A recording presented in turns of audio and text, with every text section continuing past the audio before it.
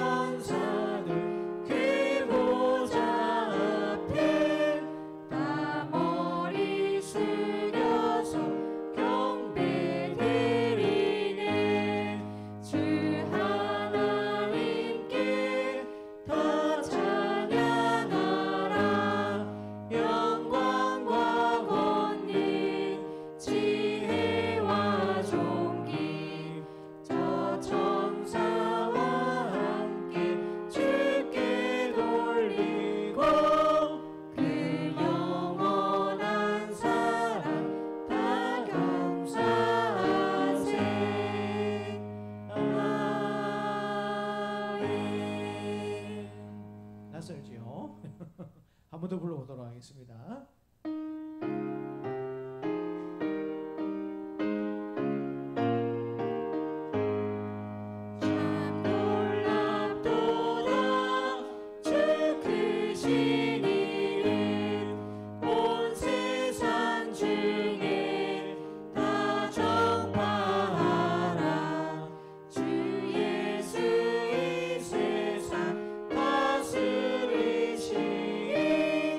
그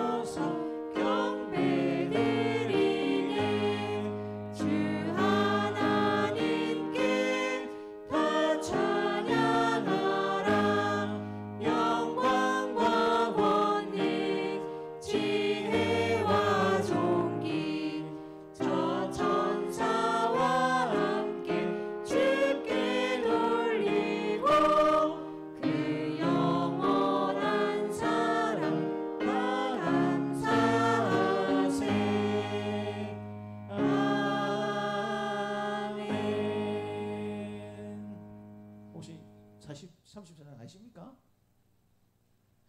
네, 유구무원이시네요. 아시는 분은 아시고 이제 모르시는 분은 모르실 것 같아요. 3절 4절만 우리 한 번 더 불러보도록 하겠습니다. 3절 4절입니다.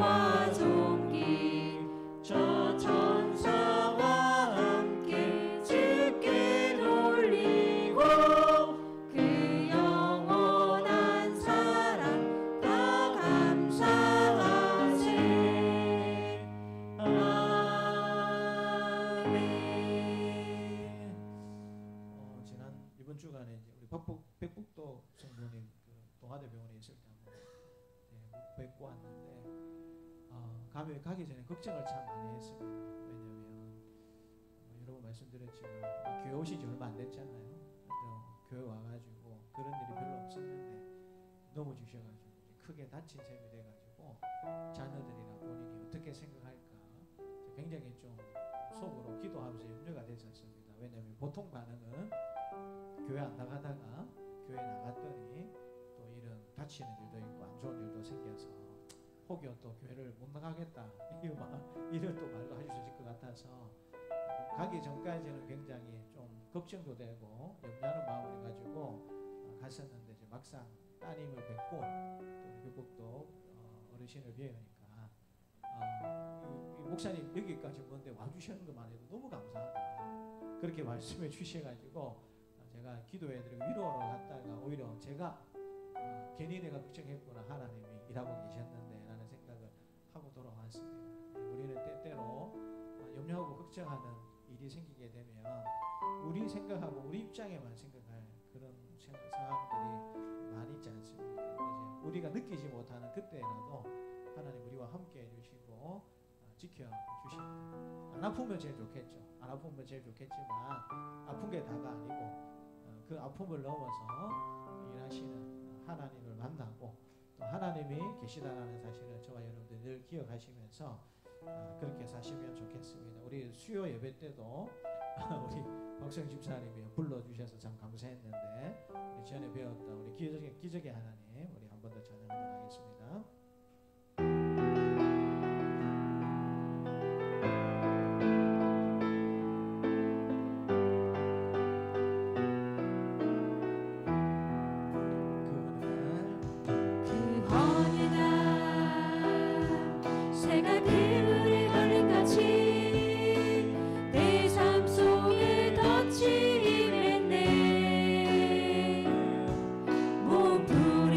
몸부림쳤지만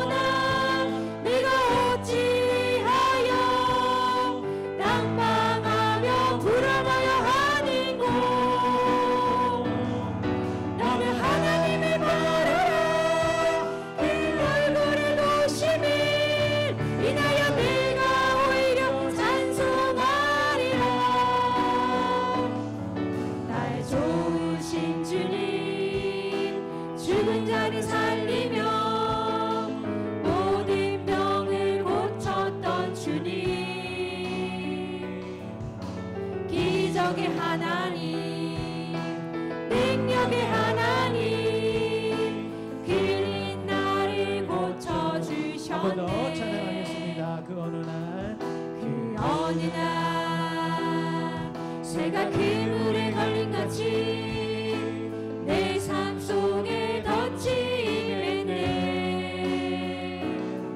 몸부림쳤지만 허우적거렸지만 나는 약한 자였었네.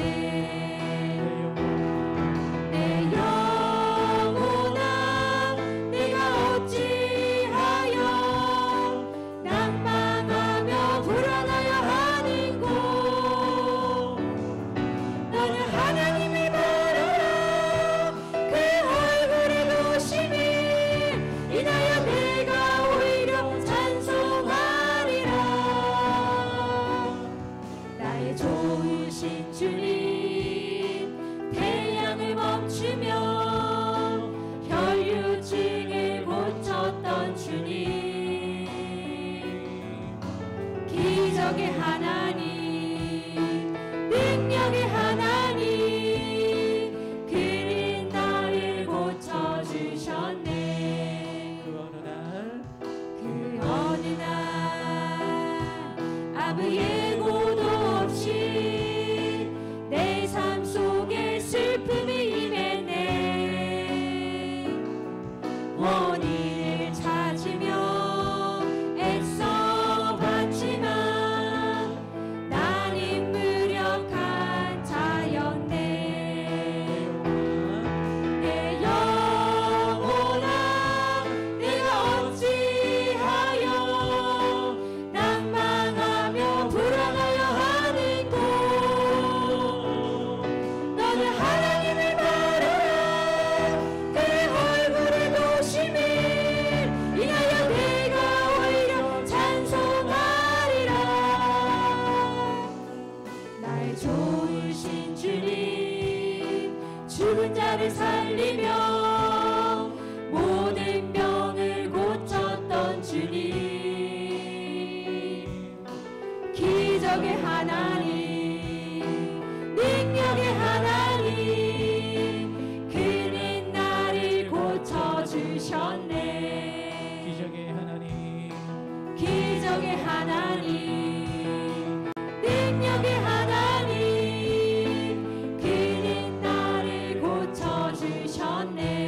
한 번 더 기적의 하나님, 기적의 하나님, 능력의 하나님, 그는 나를 고쳐주셨네. 아멘. 우리 예배를 위해서 박수영 집사님 기도해 주시겠습니다. 사랑과 은혜가 풍성하신 참 좋으신 우리 하나님 아버지, 가래 문턱에 서 있는 저희를 주님의 전으로 불러주시고 주로 예배의 자리로 모이게 하시니 감사와 찬양을 올려드립니다. 밝고 높아진 그런 하늘과 곡식과 열매로 풍성하게 채우시는 가을 계절을 바라보며 우리 창조주 하나님의 선하심과 진실하심을 고백합니다. 지난 한 주간도 저희의 걸음을 인도하시고 은혜로 지켜주신 우리 주님께도 감사를 드립니다. 그러나 저희는 여전히 연약하여 하나님 앞에 합당하지 못한 모습으로 살았음을 고백합니다. 하나님의 뜻을 따르기보단 자신의 뜻을 앞세웠고 주님의 말씀을 붙잡기보단 세상의 유혹에 쉽게 흔들렸습니다. 사랑과 용서를 받아야 할 저희오니 주님의 보혈로 저희의 죄를 깨끗하게 씻어주시고 다시금 주님 안에서 새 마음과 정결한 영으로 세워주옵소서. 주님, 이 시간 우리 대한민국을 위해 기도합니다.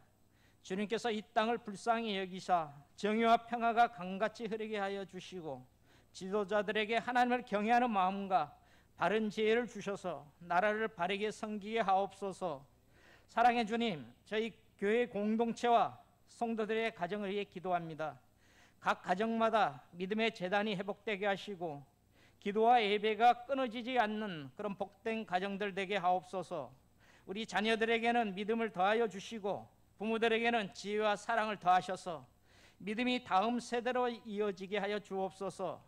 특별히 우리 주님, 새로이 우리 교회에 나오신 여러 성도님들이 계십니다. 낯설고 어색한 마음이 아니라 주 안에서 참된 가족됨을 경험하게 하시고 교회 공동체 안에서 사랑과 위로를 누리며 믿음이 자라가게 하옵소서. 말씀과 기도로서 신앙의 기초를 든든히 세우게 하시고 예배와 교제를 통하여 기쁨과 은혜를 풍성히 누리게 하옵소서. 또한 우리 교회가 이분들을 따뜻하게 맞이하여 그리스도의 사랑으로 섬기게 하시고 주님의 몸된 교회 안에 잘 정착하여 귀하게 쓰임받는 일꾼으로 세워지게 하여 주옵소서. 주님, 우리 교회의 하반기 사역을 주님 손에 올려드립니다. 우리 새소식반을 통하여 우리 어린 영혼들에게 복음의 씨앗이 심어지게 하시고 전도 모임과 중보기도 모임을 통해 잃어버린 영혼들을 주님의 품으로 인도하게 하옵소서. 또한 마을 전도와 오이코스 전도를 통해 교회 주변과 이웃들에게 복음이 흘러가게 하시며 많은 영혼들이 구원의 은혜를 경험하게 하옵소서.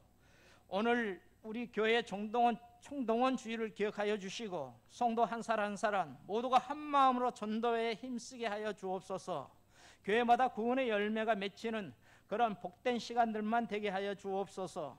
주님, 우리 교회 안에 육신의 연약함으로 고통받는 우리 성도들이 있습니다.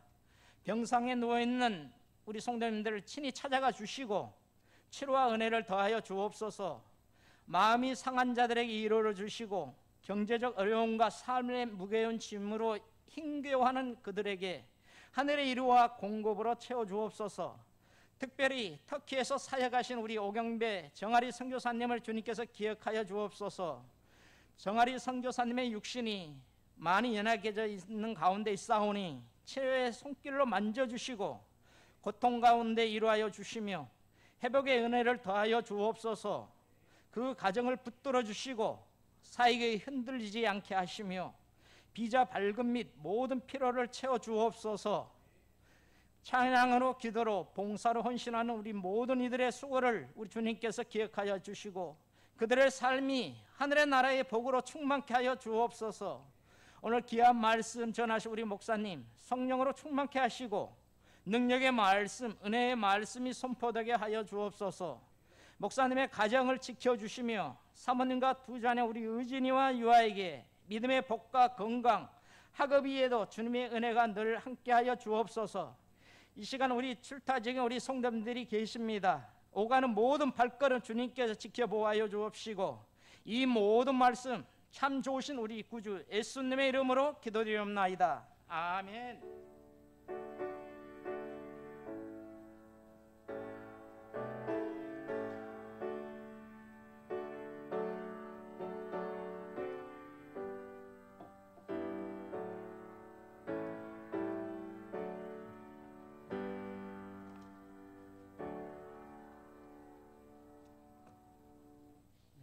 말씀은 갈라디아서입니다.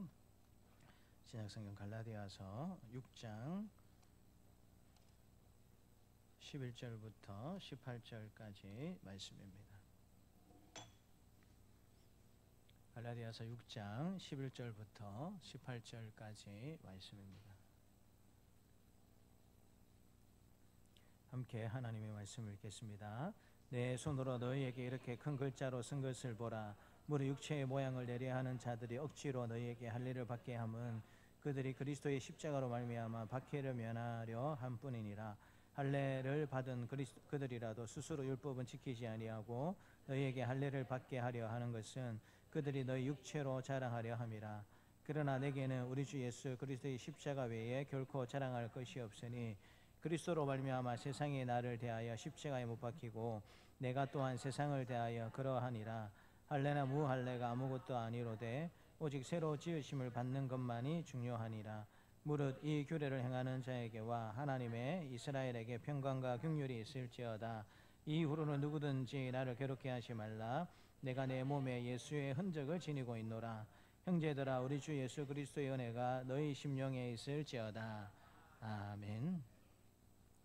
갈라디아서 마지막 본문입니다. 서신의 결론은 보통 단순한 인사로 끝내는 것을 볼 수가 있는데요. 바울은 오늘 본문에서 특별히 자신의 손으로 직접 글씨를 써 내려간다라고 이야기를 하고 있습니다. 11절에 보니까는요, 내 손으로 너희에게 이렇게 큰 글자로 쓴 것을 보라라고 이야기를 하고 있습니다. 일반적으로 바울이 바울 서신을 기록하게 될 때 본인이 적지 않는 경우가 많이 있었습니다. 대체적으로는 이제 서기관들이 편지를 받아서 기록한 방식으로 기록이 되어 있고, 극히 일부분만 바울이 친히 글을 쓴 것으로 그렇게 생각하고 있는데요. 오늘 이제 갈라디아서 마지막 부분이 그렇습니다. 지금까지 이제 서기관들이 바울 대신에 대피를 하다가 이 부분들은 너무 중요하기 때문에 바울이 친히 친필로서 기록을 남긴다라고 이야기하고 있는 것을 보게 됩니다. 그리고 그렇게 친필로 남긴 내용이 무엇인가, 이렇게 이어지는 말씀을 보게 되는데요. 교회 안에 할례와 율법 준수를 강요하는 자들이 있었다라는 사실을 이야기하고 있고요. 그들은 외모와 형식으로 자신을 자랑하고자 했던, 그게 굉장히 이 갈라디아 교회 안에 심각한 일로 나타났다라는 사실을 바울이 내가 직접 큰 글씨로 이렇게 적어야 할 만큼 갈라디아 교회 내에 굉장히 중요한 문제였다라는 사실을 이야기하고 있습니다. 그런데 바울이 분명하게 가르치고 이야기하고 있는 것이 무엇입니까? 14절에 보니까는요, 그러나 내게는 우리 주 예수 그리스도의 십자가 외에 결코 자랑할 것이 없다라고 이야기를 하고 있습니다. 유대주의자들은 할례와 율법 준수를 통해서 자신의 의를 자랑하고자 하는 마음이 강했습니다. 입으로는 하나님을 자랑한다라고 이야기하지만 실제로는 자기 자신을 돋보이려고 하는 그 마음이 많았던 것이죠. 근데 바울은 그렇게 이야기하는 것이 아니고 우리 주 예수 그리스도의 십자가 외에는 결코 자랑할 것이 없다라고 이야기하는 것을 통하여서 우리 성도가 정말 자랑해야 될 것이 무엇인가, 교회 공동체가 정말 자랑해야 될 것이 무엇인가에 대해서 가르쳐주고 있습니다. 오늘날에도 교회와 성도는 다양한 자랑거리와 유혹 앞에 서 있는 경우가 많이 있습니다. 우선 여러분, 교회 건물이 자랑이 될 때가 많이 있습니다. 얼마나 크고 좋은 건물을 가지고 있느냐가 때로 성도들과 사람들에게 자랑이 되는 경우가 있죠. 여러분들은 이제 잘 모르시겠지만 지금 우리 옆에 요 절에서는 몇 달 전부터 지금 중요한 행사를 좀 준비하고 있었어요. 그게 뭐냐면 그 절에 문 같은 거 하나 세우고, 그 다음에 이제 어제 오늘 간판 하나 단다고, 이거를 지금 몇 달 동안 준비를 해서 아마 돈을 수천만 원 쓰지 않았을까. 뭐 수천만 원도 아니고 수억 썼을 수도 있습니다. 왜냐하면 저기 절에 해당하는 용품은 굉장히 비쌉니다. 우리가 생각하는 것 이상으로 굉장히 비싸거든요. 몇 달을 입구에 대문 같은 걸 새로 하나 만들고, 그다음에 옆에 벽에 새로 이렇게 벽돌 같은 거 새롭게 무늬로 다 하고, 또 안에 바닥도 새롭게 다 하고, 그렇게 이제 작업을 하고, 이제 어제 오늘 이제 입구에 현판식이라 하죠. 이제 그거 한다고 제가 보니까 제 속으로 난리굿을 피운다 이 생각이 들었어요. 근데 이제 우리 입장에서 보게 되면 뭘 그렇게 그거 하냐, 우리 입장에서는 그렇게 생각할 수 있잖아요. 근데 여러분, 우리나라 전통이나 불교 문화권에서 생각해 보게 되면 문을 세우고 이 간판을 다는 것은 굉장히 중요한 의미가 있습니다. 우리가 이제 그걸 몰라서 야단법석이구나 생각하고 있지만, 그분들의 어떤 문화나 그분들의 의식 가운데는 이 간판을 하나 달고 문을 새로 하나 다는 것은 굉장히 큰 의미가 있다라고 생각해 볼 수가 있죠. 오늘 본문의 말씀을 생각해 보게 되면 저분들에게는 뭐가 중요한 겁니까? 건물이 중요한 거예요. 보이는 간판, 보이는 문, 보이는 건물, 이게 굉장히 중요하게 여기진다라는 사실을 알게 되죠. 또 아침에 올 때 보니까 한 45인승 버스가 한 4대인가 주차장 앞에 그것도 검은 버스가 서 있더라고요. 그래서 좀 우리 아내하고 아침에 오면서 저 버스는 뭐지? 저는 이제 행사 때문에 왔을 거라 하고, 우리 아내는 행사 마치고 어디 가려고 지금 그렇게 하는 것이다 라고 이제 서로 그렇게 이야기하고 왔는데, 45인승 버스가 4대인가 서 있었으니까 최소한으로 움직이는 숫자가 몇 명이다라는 겁니까? 40 곱하기 4대 하면 뭐 최소한 200여 명은 되겠다. 그러니까 어디 가나 여러분 숫자가 굉장히 중요할 수밖에 없는, 우리 성도님들도 그렇잖아요. 어디 다른 교회 성도님 만나면 너 장로님 몇 명이고 목사님 몇 명이고 중직자 몇 명이고 이 숫자를 물어봅니다. 그 다음에 여러분 또 우리가 자랑하고 싶고 중요한 얘기 중에 하나가 재정이죠. 재정이죠. 1년에 예산이 얼만데 한 2억 되면 오 괜찮네 이래 하다가 이제 1억이 안 된다면 아무만하지 않는 네, 이런 재정도 우리에게 중요하고요. 또 교회들마다 보이지 않지만 이 종통이라는 것이 굉장히 또 중요하게 자리 잡혀 있는 것을 보게 됩니다. 그래서 뭘 하나 새로 구입해서 바꾸는 것도 굉장히 정통의 이름으로 바꾸기가 굉장히 쉽지 않는 그런 어려움들이 있는 것을 살펴볼 수가 있습니다. 예나 지금이나 사람이 있는 공동체, 사람이 사는 세상에는 이런 건물이나 숫자나 재정이나 전통을 굉장히 중요시 여길 수밖에 없는 그런 상황 가운데 저와 여러분들의 삶을 살아가고 있다라는 것입니다. 그런 세상 가운데 바울은 교회가 어느 기초 위에 서 있어야 하겠는가? 우리 교회 공동체가 어떤 기초 위에 서 있어야 하고 우리 성도가 어떤 기초 위에 서 있어야 되는가? 다른 말로 하자면 우리의 정체성을 어디에 두고 살아가야 하는가? 우리 개인이 어디에 자부심을 느끼고 살아가야 하고 우리 공동체가 한국교회 공동체가 어디에 자부심을 느끼면서 살아가야 하는가라고 이야기하면서 그것이 곧 십자가이어야 한다라는 사실을 말씀해 주고 있습니다. 오늘 본문을 통해서 십자가로 세워진 두 가지 특징을 살펴보기를 원하는데요. 우선 십자가로 세워지는 교회의 첫 번째 특징은 십자가만이 성도와 교회의 자랑이 된다라는 특징을 가지고 있습니다. 12절에 보니까는요, 무릇 육체의 모양을 내려 하는 자들이라라고 이야기를 하고 있습니다. 이 육체의 모양을 내려 한다라는 말의 의미는 무엇이냐면 겉모습을 좋게 꾸미려 한다라는 뜻을 가지고 있었습니다.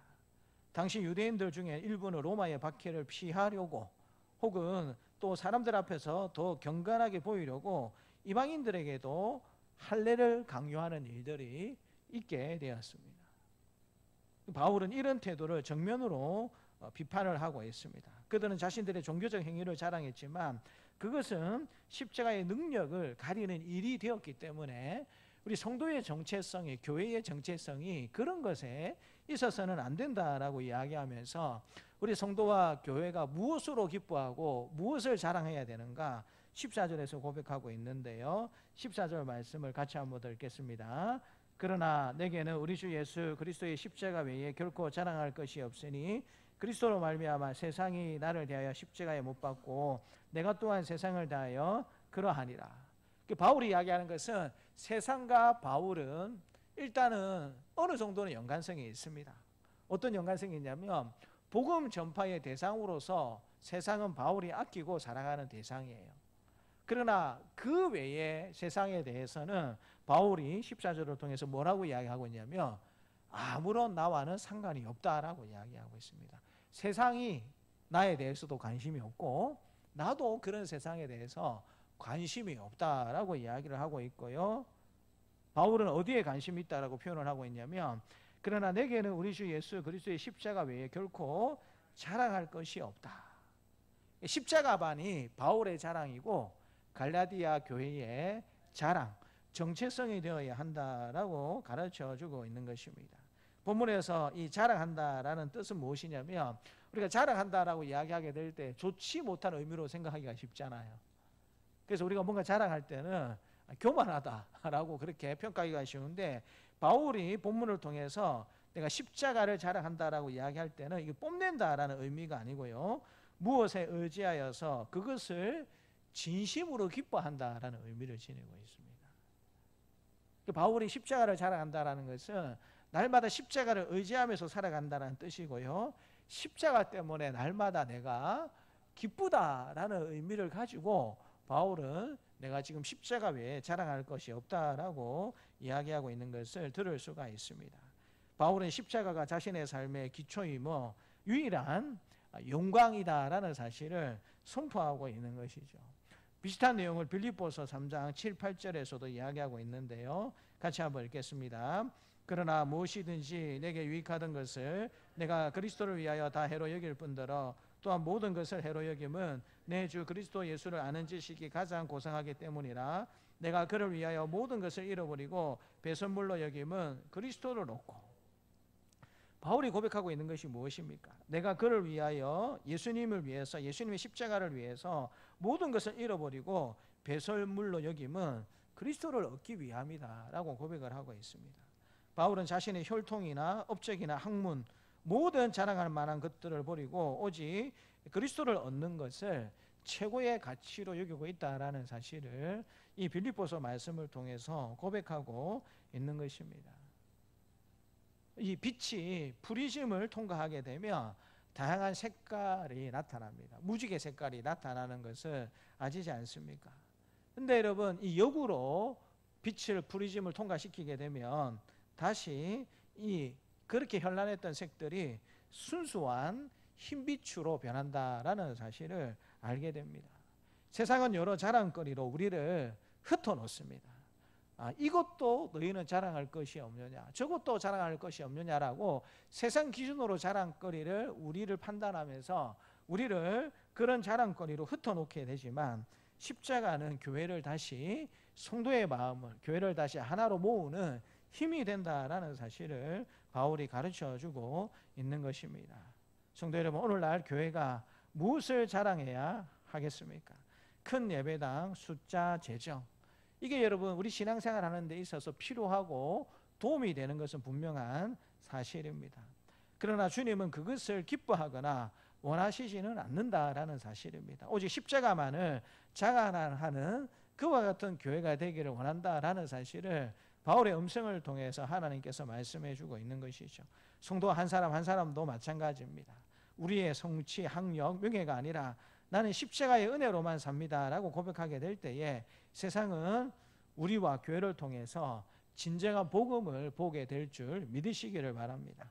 또 한 가지는 이 교회의 기초, 정체성이 십자가에 있고 십자가를 자랑하는 것이 뿐만 아니라 새 창조가 교회의 정체성이 되어야 한다라고 바울은 이야기하고 있습니다.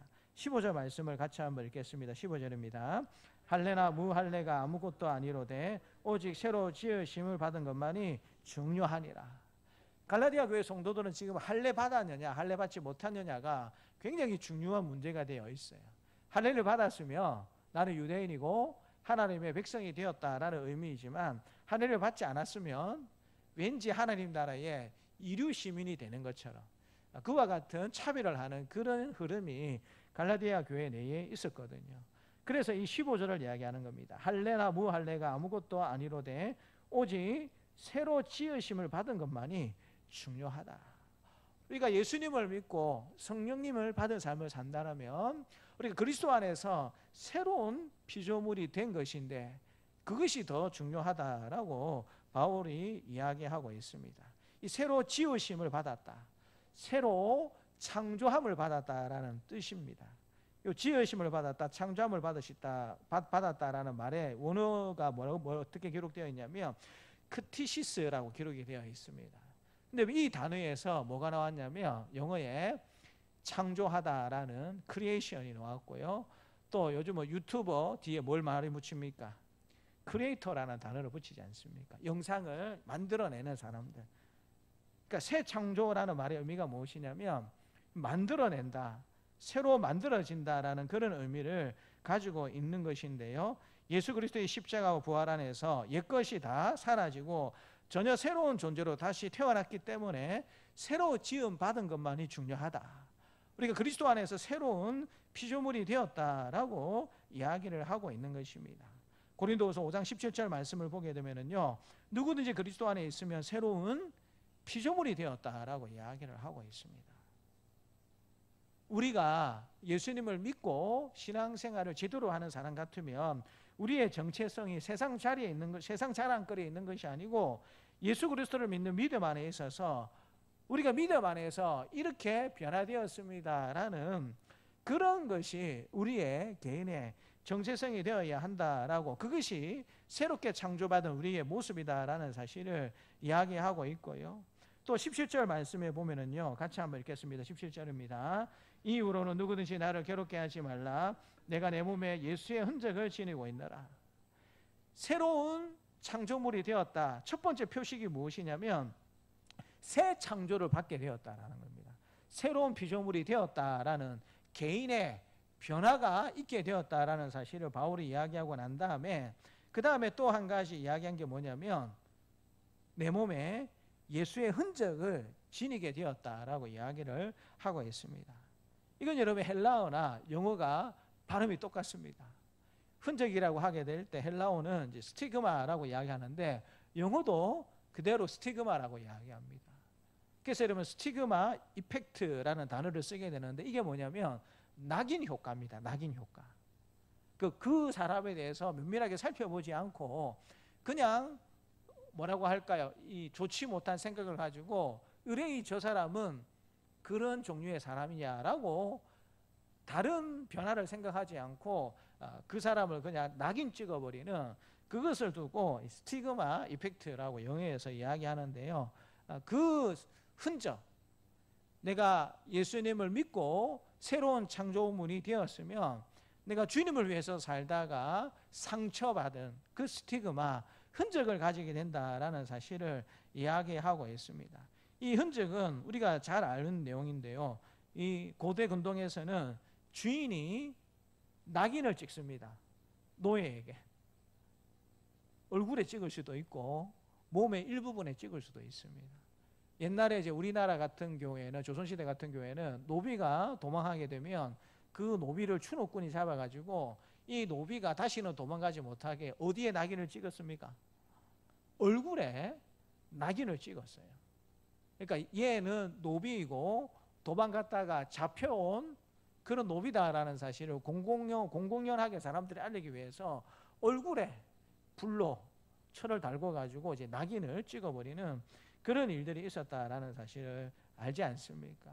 그래서 이 흔적, 이 낙인은 노예가 주인의 소유임을 표시하기 위해서 몸에 새기던 표식입니다. 그래서 바울이 내 몸에 예수 그리스도를 위한 흔적을 가지게 되었다라는 것은 바울은 자신의 고난과 상처를 예수께 속한 표시다라는 의미로서 전달하고 있는 것을 보게 됩니다. 교회 역시 십자가의 고통의 흔적 위에 세워져야 하는 것이 교회의 정체성이 되어야 한다라는 사실을 가르쳐주고 있는 것이죠. 예나 지금이나 우리 한국 교회에 여전히 많은 사람들을 때로 혼란스럽게 하는 것이 무엇이냐면 형통의 신학입니다. 예수 믿고 교회에 출석하게 되면 모든 것들이 다 잘 될 것이다 라고 이야기하는 그와 같은 만사 형통의 신학이 우리 한국 교회 가운데 지금도 있습니다. 물론 여러분 그게 다 틀린 말은 아니죠. 여러분 예수 믿고 건강해진 사람이 있습니까? 예수 믿고 건강해진 분들이 있죠. 여러분 예수 믿고 부자 된 분들이 있습니까? 예수 잘 믿고 부자 된 분들이 많이 있죠. 여러분 예수 잘 믿고 고위간직에 오르고 성공한 사람들이 있습니까? 부지기수로 많죠. 성경에 보게 되면 그런 믿음에 그와 같은 선진들이 얼마나 많이 있습니까? 예수 잘 믿다가 거부가 된 사람도 있고 고위 관료에 오른 사람도 있고 소위 세상 사람들이 말하는 성공의 가도를 갈린 사람들이 성경에 많이 등장하고 있는 것을 우리가 볼 수 있지 않습니까? 근데 여러분 그것만이 성도의 표시, 예수께 속한 표식이 아니고요. 고난받고 상처받은 것도 바울은 예수께 속한 자랑스러운 표식이 된다라는 사실을 이야기를 하고 있습니다. 그러니까 여러분 교회 공동체가 이 형통의 신학, 영광의 신학도 성도들에게 선포하고 이야기해 줘야 되겠지만 고난의 신학, 십자가의 신학도 반대적으로 이야기해 줄 필요가 있다라는 것이죠. 예수 잘 믿어도 예수 잘 믿는다라는 이유 때문에 고난받고 때로 병들고 힘든 일을 당할 수 있다라는 것도 이야기해야 되는 것입니다. 근데 여러분 이런 이야기를 하면 성도들이 좋아합니까? 싫어합니까? 안 좋아해요. 여러분들이 들을 때는 어떤 이야기만 듣고 싶으세요? 예수 믿으면 병이 낫습니다. 예수 믿으면 자녀가 좋은 대학 갑니다. 예수 믿으면 하나님께서 도우셔서 사업이 형통하고 잘 될 것입니다. 통장의 잔고가 많아지게 될 줄 믿습니다. 이런 내용을 주로 우리는 듣고 싶어 하죠. 근데 여러분, 반대의 메시지도 성경의 선포입니다. 예수 믿는다라는 이유로 통장의 잔고가 제로가 될 수 있을 뿐만 아니라 마이너스가 될 수도 있는 거예요. 여러분, 그렇게 될 줄 믿으십니까? 약한 거예요. 그렇게 될 수 있으면 그렇게 될 수도 있다라는 사실은 알지만 다른 사람은 모르겠고 나는 그렇게 안 됐으면 좋겠다라는 게 우리의 일반적인 마음입니다. 근데 바울이 이야기하는 것은 자신의 고난과 상처, 예수 그리스도를 증거하고 하나님 백성다운 모습으로 살다가 얻게 된 그 모든 상처가 예수 그리스도를께 속한 표식이 될 뿐만 아니라 갈라디아 교회 역시 이 십자가의 흔적을 가지고 있는 교회가 되어야 한다. 다른 말로 하자면 갈라디아 교회가 믿음을 잘 지키기 위해서 핍박을 받고 어려움을 당하는 그와 같은 교회의 모습도 있는 것이 정상이다라고 바울이 가르쳐주고 있는 것이죠. 그래서 새 창조가 교회의 정체성이 된다라는 것은 개인이 예수 믿는 믿음으로 변화되었다라는 의미도 있겠지만은요, 한 걸음 더 나아가서 교회 공동체도 새 창조의 정체성을 가지고 있기 때문에 공동체도 역시 변화된 그런 십자가의 모습을 가지고 있어야 된다라는 사실을 바울이 이야기하고 있는 것입니다. 우리 에베소서 2장 15절 16절 말씀을 같이 한번 읽겠습니다. 에베소서 2장 15, 16절입니다. 법조문으로 된 계명의 율법을 피하셨으니 이는 이 둘로 자기 안에서 한 세 사람을 지어 화평하게 하시고 또 십자가로 이 둘을 한 몸으로 하나님과 화목하게 하려 하심이라. 원수된 것을 십자가로 소멸하시고. 에베소서가 여러분 강조하고 있는 내용이 무엇입니까? 교회 공동체가 어떤 공동체인가라는 사실을 강조하고 있는 것을 보게 됩니다. 그런데 여러분, 그 교회 공동체가 어떤 역할을 해야 된다고 이야기해 주고 있습니까? 이 둘로 자기 안에서 한 세 사람을 지어 화평하게 하시고. 교회 공동체가 화평한 공동체, 화평을 전하는 공동체가 되어야 한다라고 이야기를 하고 있고요. 또 16절 말씀해 보니까는요, 하나님과 화목하게 하려 하심이라. 원수된 것을 십자가로 소멸하셨다. 예수님이 이와 같은 역할을 하셨다라고 말씀해 주고 계세요. 예수님이 십자가로 여러분 화목하게 하는 역할을 하셨다라면 여러분, 그 십자가를 자랑하고 중요하게 여기는 교회 공동체도 어떤 역할을 할 수 있어야 되겠습니까? 이 화평을 추구하는 공동체, 또 화목을 추구하는 공동체가 되어야 한다라는 사실을 가르쳐주고 있는 것이죠. 종교학적으로 보게 되면 이 종교의 역할이 뭐가 있냐면, 우리가 신앙을 떠나서 일반적으로 종교학적인 관점에서 보게 되면 우리 기독교 신앙이 되었든지 간에 다른 종교가 되었든지 간에 종교가 가지고 있는 역할이 뭐냐면 쿠션의 역할입니다. 쿠션의 역할. 여러분, 집에 쿠션 있으십니까? 쿠션을 주로 어느 때 활용하십니까? 쿠션을 어느 때 활용하세요? 예. 우리 어깨가 좀 안 좋으면 거기에도 쿠션을 대기도 하고, 허리가 조금 불편하면 거기에다가 또 뭘 댑니까? 쿠션을 대기도 하죠. 그래서 직접적으로 어떤 면에 닿기가 좀 불편하고 좀 힘이 들 때에 우리가 주로 무엇을 사용합니까? 쿠션을 사용해요. 그래서 쿠션을 사용하게 되면 서로 딱딱한 것들이 부딪히지 않도록 그런 여러분 중재의 역할을 쿠션이 하는 것을 볼 수 있지 않습니까? 근데 여러분, 하나님 우리 몸을 만드실 때 우리 몸 곳곳에 무엇을 넣어 두셨습니까? 의사도 아닌데 어떻게 아세요? 하나님께서 우리를 만드실 때 우리 몸 곳곳에 쿠션을 넣어 두셨어요. 여러분, 우리 이 무릎이 어떤 역할을 하는 겁니까? 무릎에 여러분 해부학적으로 보게 되면, 저는 의사가 아니지만 해부학적으로 보게 되면 무릎에 뼈가 있죠. 무릎에 뼈가 있죠. 뼈가 있습니다. 우리 몸을 지탱하는 뼈가 있고, 여러분 그 뼈 위에 뭐가 덮여져 있습니까? 연골이 있습니다. 연골이. 그리고 여러분, 연골이 부딪히게 되면 아플 수 있으니까 서로 부딪히지 못하게 하는 뭐가 있습니까? 이게 액체 같은 게 있어요. 액체인가 하여튼 뭐 이렇게 쿠션 역할을 하는 제가 의사 안 해서 잘 모르겠는데 그게 있어요. 근데 나이가 들면 그 액체 역할을 하는 것이 점점점 빠지게 되면 무릎에 뭐가 옵니까? 관절염이 오는 거예요. 관절염이. 그러니까 이 연골과 연골이 부딪히면 안 되는데 이 액체가 부딪히지 않도록 윤활유 역할을 잘 해줘야 되는데 나이가 드시면 이 액체가 점차 사라지게 해주고 나중에 연골끼리 부딪히면 어떻게 됩니까? 이게 너무 통증으로 오게 되는 겁니다. 그러니까 하나님도 우리 몸을 만드실 때에 우리 뼈끼리 서로 부딪히면 아프니까 부딪히지 말라고 곳곳마디마다 이 쿠션의 역할을 하는 물질을 하나님이 넣어 두신 것을 보게 됩니다. 그래서 여러분 종교학적으로 사회학적으로 보게 되면 종교는 일종의 쿠션의 역할을 한다라고 많이 사람들이 생각을 합니다. 사람들이 극과 극을 달릴 때에 누가 쿠션의 역할을 한다라고요?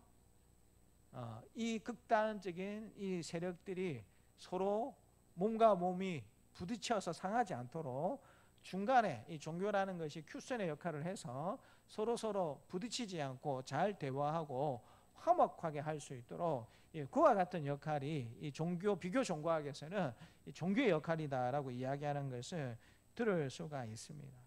근데 여러분 교회가 하나님의 말씀을 보게 되면 교회가 원수된 그 중간에 서서 화목하게 되는 역할을 해야 한다라고 가르쳐 주고 계십니다.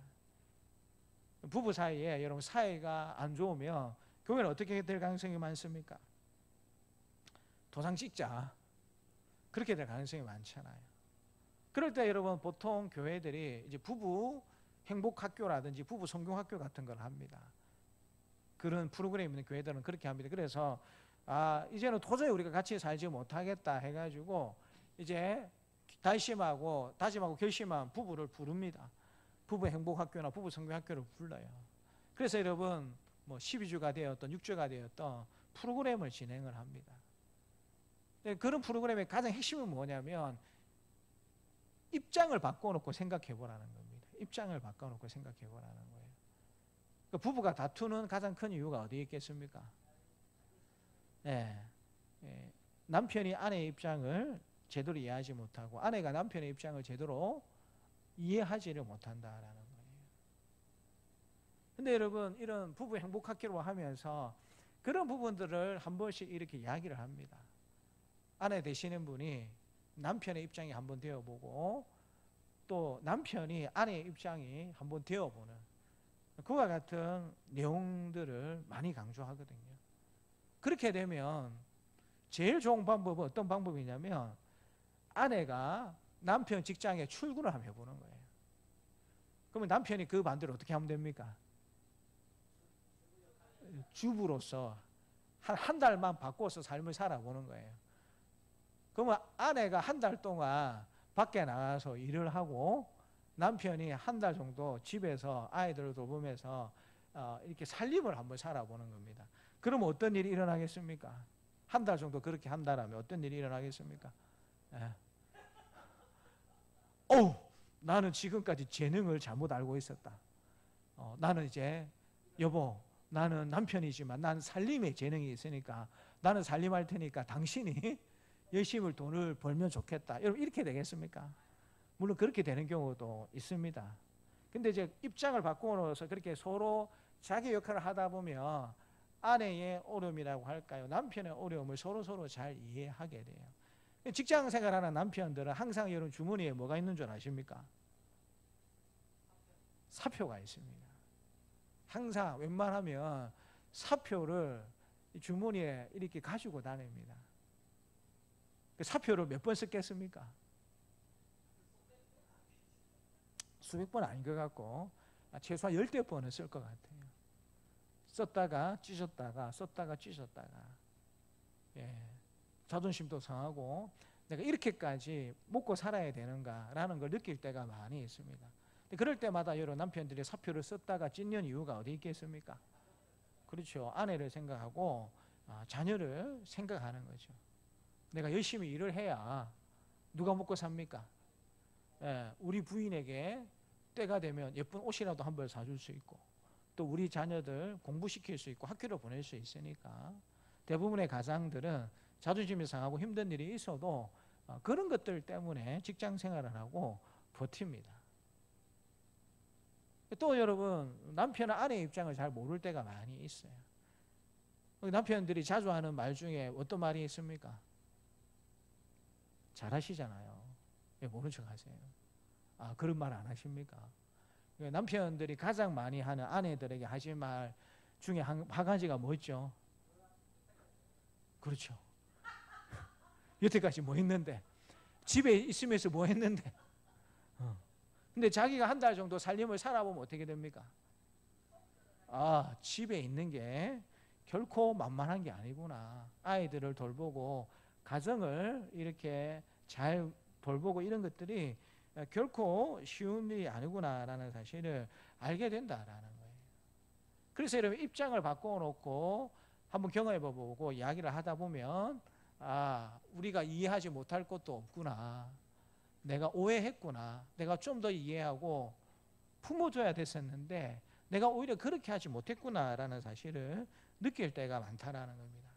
그래서 이제 부부 성경학교나 부부 행복학교를 하고 난 다음에는 목사님, 우리가 잘못 생각한 것 같습니다. 우리 도장 찍으려고 했던 거 찍지 않겠습니다. 다시 한번 더 열심히 한번 살아보겠습니다라고 이야기하는 분들이 그렇게 나타납니다. 교회 공동체가 일종의 쿠션 역할, 하목의 역할을 하는 거죠. 근데 교회 공동체도 그런 역할을 할 수 있지만 우리 성도님들 여러분 얼마든지 그런 역할을 할 수 있죠. 근데 여러분, 이 역할을 잘못하게 되면 어떻게 됩니까? 양쪽에서 욕을 들어먹죠.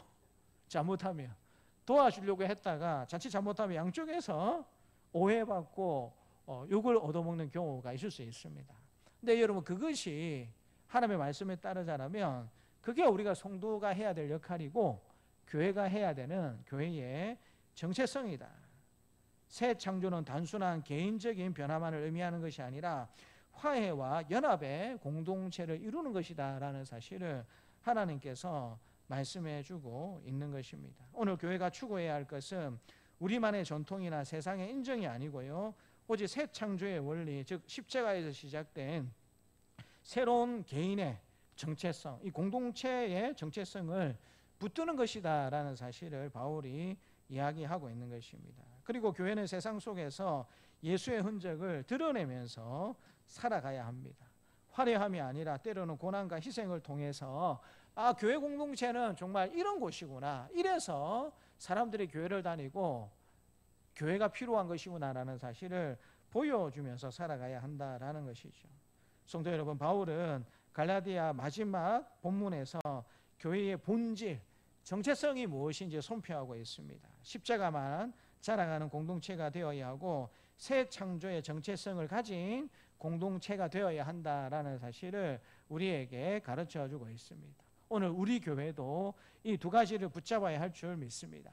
세상의 기준으로 교회를 평가하려는 유혹을 버리고 십자가만 붙드는 교회가 되어야 할 줄 믿습니다. 마지막으로 바울의 고백을 우리의 고백으로 받으면서 같이 한번 우리 고백을 했으면 좋겠습니다. 따라서 말해볼까요? 내게는 우리 주 예수 그리스도의 십자가 외에 결코 자랑할 것이 없으니 십자가만 자랑하고 십자가 위에 우리 교회 정체성을 두며 살아갈 수 있는 저와 여러분들의 삶이 되시기를 주님의 이름으로 축복합니다. 하나님 아버지, 감사합니다. 십자가로 세워지는 교회가 어떤 교회인지, 십자가가 자랑이 되고 십자가 위에 정체성을 두는 공동체가 십자가로 세워지는 교회임을 우리에게 말씀해 주시니 감사합니다. 오늘날에도 수많은 사람들과 세상은 여러 가지 다양한 기준을 가지고 유혹을 가지고 교회와 성도들을 판단하고 정죄하려고 하는 시도가 있는 것을 보게 됩니다. 하나님, 그런 유혹에 넘어가지 아니하는 우리 성도와 교회가 될 수 있도록 도와주시고 오직 십자가만을 자랑하고 주님이 주신 화목을 누리는 거기에 교회 공동체의 정체성을 두며 살아갈 수 있는, 그래서 십자가로만 세워지는 교회가 될 수 있도록 하나님께서 도와주시옵소서. 감사드리고 예수님 이름으로 기도드립니다. 아멘. 149장 찬양하겠습니다.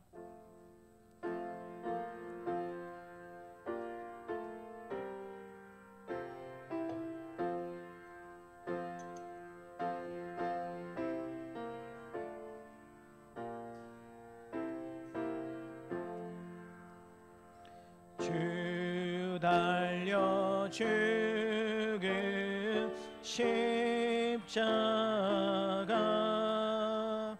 우리가 생각할 때에 세상에 속한 욕심을 헛된 줄 알고 버리네. 죽으신 구주 밖에는 자랑을 말게 하소서. 보혈의 공로 힘입어 교만한 마음을 버리네. 못 박힌 손발 보니 큰 자비 나타내셨네.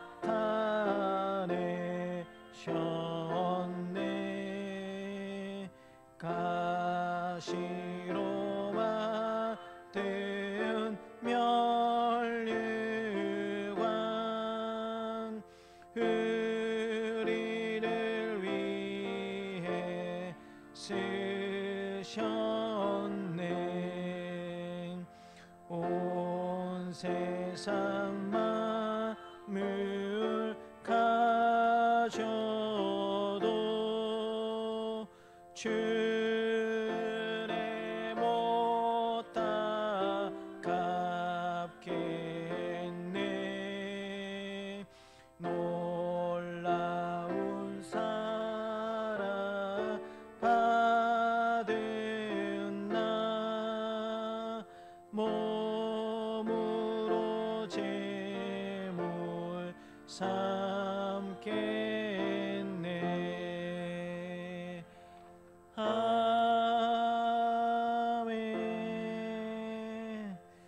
광고는 주보리의 교회 소식란을 확인해 주시면 감사하겠습니다. 다음 주에는 우리 오늘 나눠드렸던 선크림 신청서를 준비해 두도록 하겠습니다. 그래서 혹시 여러분 전도할 때 필요하신 분들은 이름과 필요한 개수를 적어 주시면 따로 구분해서 여러분들이 활용할 수 있도록 그렇게 드리도록 하겠습니다.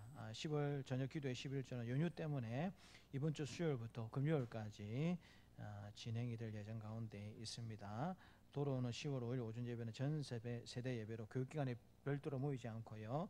같이 모여서 전 세대 예배로 드리고 오후 예배는 각 가정 예배에 드리고 물론 이제 가정 예배 순서지는 주일에 준비해 드리도록 하겠습니다. 점심 식사는 별도로 준비하지 않습니다. 명절 연휴 기간 때문에 10월 4일 토요일부터 9일까지는 명절 연휴 기간 관계로 공식적인 새벽 기도는 없고요. 8일 수요 기도회는 있을 예정 가운데 있다라는 거 잘 기억해 주시고요. 또 명절에 오가는 일들이 많이 있을 텐데 다니실 때 항상 조심히 건강히 그렇게 잘 계시다가 다시 그렇게 만나 뵀으면 감사하겠습니다. 우리 백복덕 성도님 동아대병원에 있다가 퇴원하신 한서 재활요양병원에 지금 입원해 계십니다. 한 2주 정도 입원할 예정 가운데 있는데요. 잘 재활 치료받고 건강을 되찾고 잘 퇴원할 수 있도록 기도해 주시면 감사하겠습니다. 오전에도 광고 드렸는데 9월 30일에 우리 오경배 정한희 선교사님 비자 갱신을 위한 면접이 예정되는 가운데 있습니다. 오전에 말씀드린 것처럼 지금 국제사회가 좀 혼란스럽고 어지럽다 보니까 외국인에 대한 이 평가들이 좀 굉장히 박할 수밖에 없는 그런 입장 가운데 있습니다. 특별히 이제 뭐 전문인 선교사들은 그나마 그 나라에서 조금 필요가 있으니까 조금 뭐 봐주는 그게 있는데 이제 그렇지 못한 경우에는 가차없이 이 비자 갱신을 해주지 않든다든지 어쨌든 다양한 방법을 써서 나가도록 하는 그런 것들이 많이 있거든요. 그래서 우리 비자 갱신을 잘 받고 기도 부탁을 드린 것처럼 10월 중으로 한국에 들어오셔서 우리 정아리 선교사님 또 병원에 가셔서 진단도 받고 필요하면 또 치료도 받아야 되는 그런 일정들이 예정된 가운데 있습니다. 하나님 은혜 가운데 비자 갱신이 잘 이루어지고 또 한국에 무사히 잘 들어와서 또 치료받는 부분들까지 잘 이루어질 수 있도록 그렇게 생각날 때마다 기도해 주시면 감사하겠습니다. 어제 저희 교회에서 또 추어탕 판매도 했었고 또 방동마을 어르신들도 모시고 또 식사 대접하는 일들도 어제 그렇게 했었습니다. 이렇게 다들 바쁘실 텐데 오셔가지고 수고해 주시고 또 그렇게 도와주셔가지고 너무너무 곱하기 1억 배로 감사합니다. 그래서 뭐 저는 이제 남자로서 도와드릴 수 있는 일이 그렇게 좀 대안이 있어서 항상 섬기는 우리 권사님들 주시하는 모습을 보게 되면 참 너무 감사합니다. 근데 제가 경상도 남자라서 감사합니다, 고맙습니다, 뭐 사랑합니다, 존경합니다라는 말을 잘은 안 합니다만 항상 마음으로는 하고 있다라는 걸 좀 기억해 주시고 어쨌든 교회 일이 있으실 때마다 와주셔서 이렇게 도와주시고 또 함께 동참해 주셔서 참 감사드립니다. 기도하겠습니다. 하나님 아버지 감사합니다. 오늘도 복된 주일날을 우리에게 허락하여 주시고 함께 교제하며 예배 드리게 해주신 하나님 아버지 감사합니다. 이번 한 주도 믿음으로 도전하는 삶을 살아갈 뿐만 아니라 십자가를 자랑하고 십자가에 우리 정체성을 두고 살아가는 우리가 될 수 있도록 하나님께서 도와주시기를 원합니다. 또 이번 주간부터 본격적으로 명절 연휴 기간이 시작이 됩니다.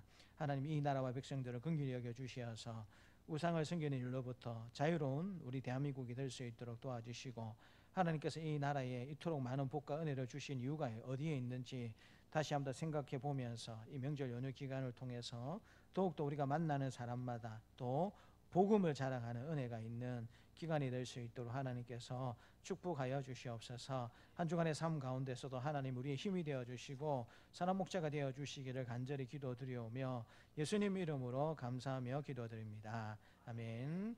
이제는 주 예수 그리스도의 은혜와 하나님 아버지의 무한하신 사랑과 성령의 감화교통하심이 날마다 십자가를 자랑하고 십자가 위에 세워지기를 원하는 사랑하는 주의 백성들 머리 위에 이제부터 영원토록 함께 있을지어다. 아멘.